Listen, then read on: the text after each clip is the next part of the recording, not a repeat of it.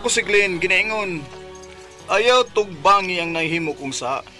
Hinumdumi nga lahi ang babae ug lahi ang lalaki basta ingon ana na nga klase sa pagpakasa ang mahitabo. Muning nahitabo sa akong kinabuhi nga dili na ko mahimong mahikalimtan.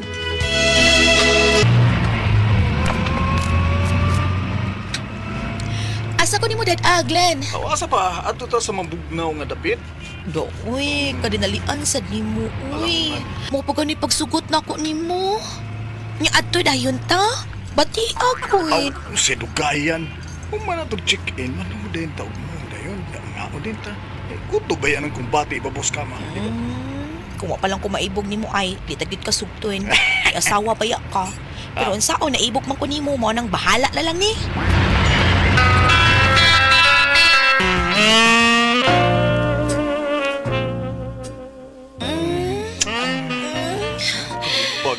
Lamian ni mo dagtila, Glenn.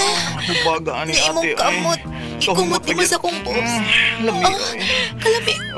Anak mo gid na. Ari diri simot niya sa ibabaw kumot. Di na madalami na kayo. Lami na kay Glenn. Lami na kayo? Madali ko. Glenn. Glenn, basbasi. Basbasi pa, Glenn. Glenn.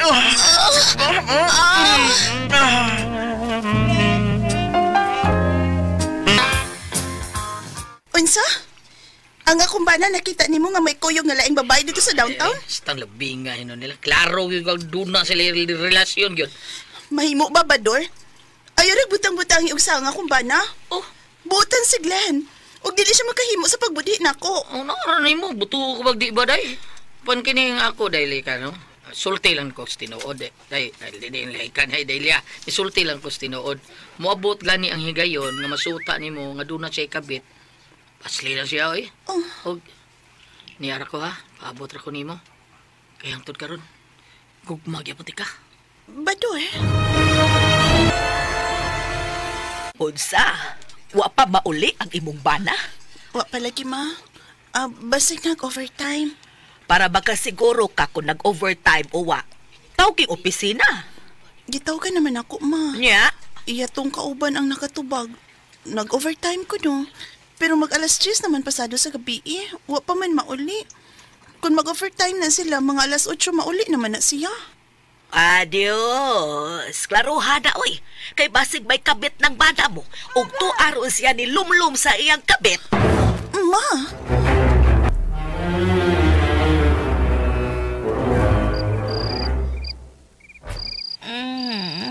Na lang ka uli po, ini ka uma. Magpunta kayo sa tag-churcher dinis amo.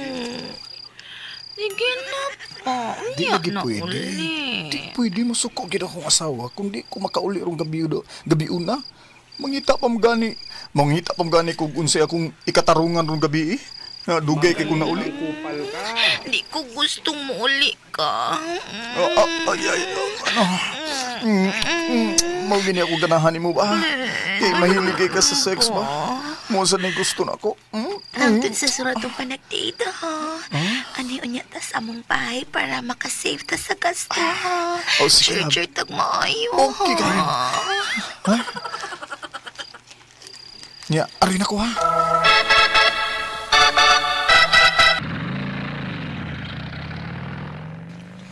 Ito na.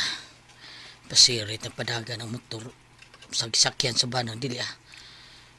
O sila kalibot na taon nga gibidyohan ako sila nga nagako sila ug naghaw sila tungod ng pultahan sa maong bahay nga ilang gisudlan. Pita no. Bahay tingali na sa babae niya. Madali ko. Sakay ko sa motor. Aron pakita ko ning dilyang tanan. Mubi ako aning dapita.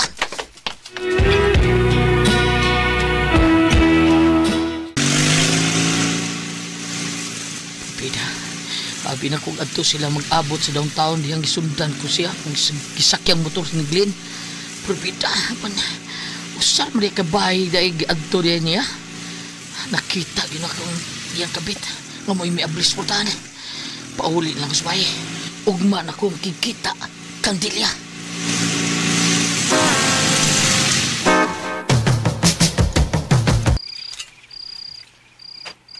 Nga Nganong karon ka lang mauli?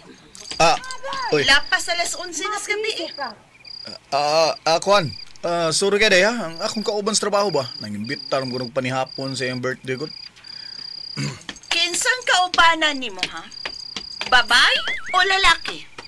Lalaki, siyempre day. Oy, lalaki, gina. Glenn, kinira ikasulti ko nimo. Oras nga masayra na ako nga doon na kay kabit, magmahay kagyod. Kay batasan na ako nga dili magpautang. Kung may kabit ka, mga bitsad ko.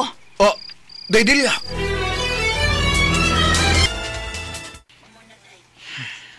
O na, bagay ka na kabit mo. Kung dili ka gustong masakpan kasi mong asawa, umubaw siya og pasakit mo. Tingnan yung mga bit mo na siya. Pero pa, ang pananglit ba? Iya ko masakpan. Di ba yabayo nga bao siya? Di babae ko na siya. Lahi man ta mga lalaki kung mo ay mga bit kay wa may mawa na to. Pero ang babae pa, mausab ang ilang sukod kung magabit sila oy. Oy, mausab yun ang sukod sa ilaha. Labi na og mas dako ang bunal sa kabit. Ikaw ra ba, do? Baya, kana ra bang imuha, no? Na, igo-igo ra ng gidakon, ana. Manggabit gani ng asawa mo, unya, makakabit og dako ba si imo? Aha, bantay ka. Makakanta ka ginugmahay, do. Dili pa. Di ko musugot ng mga bit si Delia. Gikan karon. Likayan ko ng akong kabit.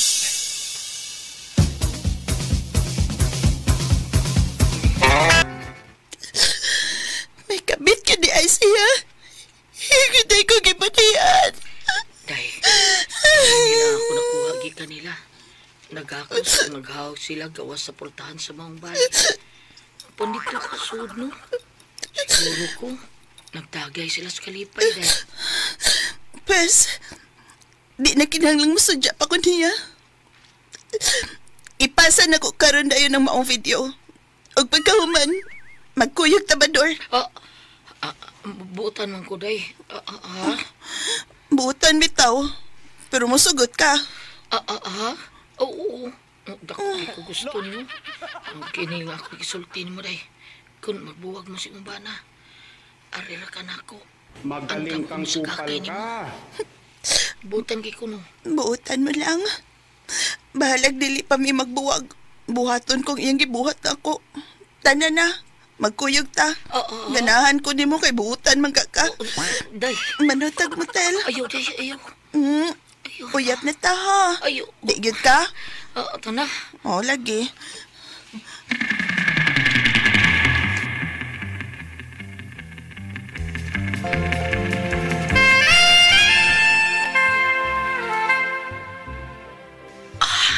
Kana, day. Konsitin na ako.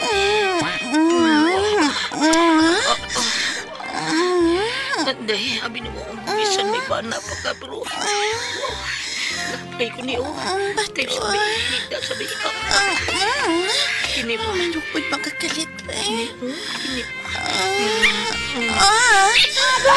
Kalamihan na pa to, eh. Ang gandaan ko, anak. Basa. Ang saron. Akong gipasuod akong dila. Ang gihigop pa na ni magmaay. Ang batoy. Karoon pa ko na na. Pwede day na. Mandutan yung tanawin ni mo, day. Marag takubo. Batoy. Ang lamian na batoy.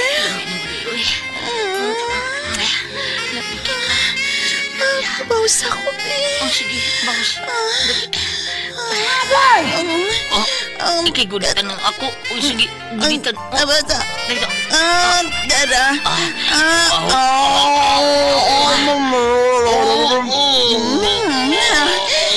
Kilamian niya.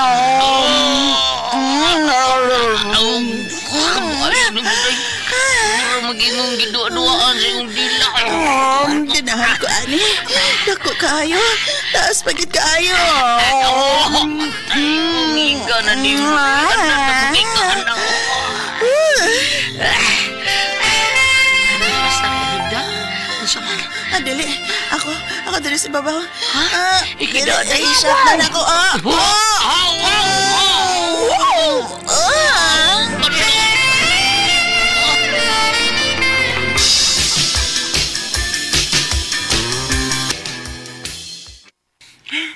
Nanuhay ka, day, Delia. Buwaging imong kabit, day.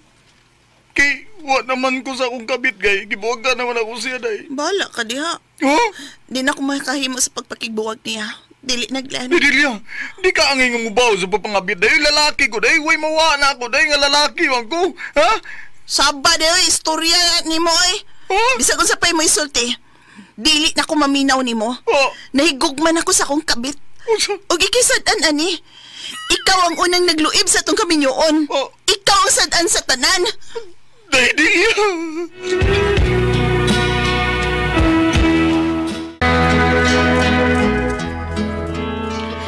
Bisan giunsa ko sa pagpakiluoy sa akong asawa, wag yun siya minaw na ko eh. Di na kuno siya na ko. Makigbuwag ni gid siya na ko. Bisag ako pa siyang patyon. Apan di ko makahimo sa patay niya.